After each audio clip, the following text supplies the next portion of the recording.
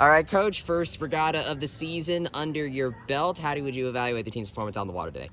It was a great first step. It was a great first step. We have a lot of room to grow and a lot of things to get figured out for sure. But I think getting 1x2K done at max on our home lake was a great first step. And we're really thankful that JU comes out and does this race. It's a storied race. They've been doing it for decades now. So we really appreciate their effort in getting out here, and hopefully we put on a good show for everyone. And but like I said, it's one step into hopefully a bigger arena moving forward.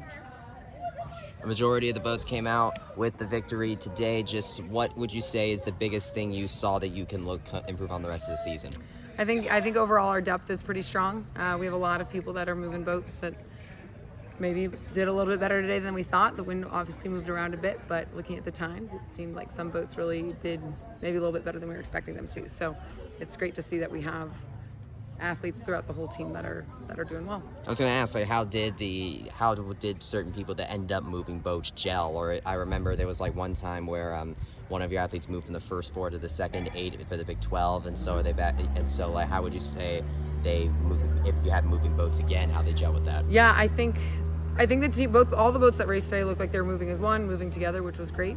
But I think making sure that we have the athletes that are willing to fight the hardest in the best boats. And there's a great quote that I heard from Rachel Fleming, a Texas alum, was that hard work will beat talent when talent won't work hard. So we've got some figuring out to do. Are there any rowers would you say that really stuck out to you by kind of outperforming expectations so far for you? That's really good. The stroke of the second 8, I was going to say Scotty, and I was like, what's her last name? Her last name is Scott. We have 5 Sophias on the team. So Sophia Scott is a freshman from Australia, and she was stroking that second 8, and she's just incredibly aggressive as an athlete and a racer. I think we'll see a lot more of her. But overall, it's hard to know right now the individual side of things, just because they all went together to make that result. So looking at things as we go through the week, breaking them down into 4s, doing some switches, moving things around, and seeing how movement of the boat changes will be hopefully illuminating to see who's really ready to go as hard as they can when it counts. This is the first of 2 regattas here at Lake Pickett. Normally there's just the one. Was that like a purposeful thing on your part for there to be 2 different regattas this time, or did it just end up being how the schedule worked? Yeah, we wanted to end at home, and I think last year we had senior day this early in the season at Lake Pickett in March, which felt a little bit odd considering it was the very beginning of our season, and I liked the idea of having senior day at the end and having senior day at home.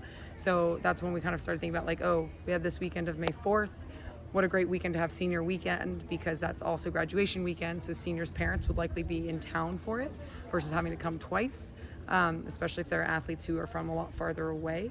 So I reached out to Miami, and they've been pretty strong in the last few years. So and the last time we saw them at Sunshine State, they were faster than us. So we knew that that'd be a competitive race to get us ready for Big 12s, which is 2 weeks later. So we invited them, and they agreed to come. So we're really excited about hosting that. So speaking of Big 12s, we got a preview of that facility next up for you guys in Sarasota. What's the biggest thing you want to see from this team between now and then? More continued, more composure, more aggression as the rates come up. I think sometimes we've done a lot of training at the low rates, a lot of hard work, a lot of working on distance per stroke at the lower rates, and now as the rates are coming up, can we maintain that same composure, maturity, all that stuff at the higher rates? Noticed that Texas ended up being number 1 in the Road GK poll to start the season. Or you come from there. Just with you coming from that level of a program, how do you kind of translate that over to UCF to see if you can get to join them in that top 25 area? Yeah.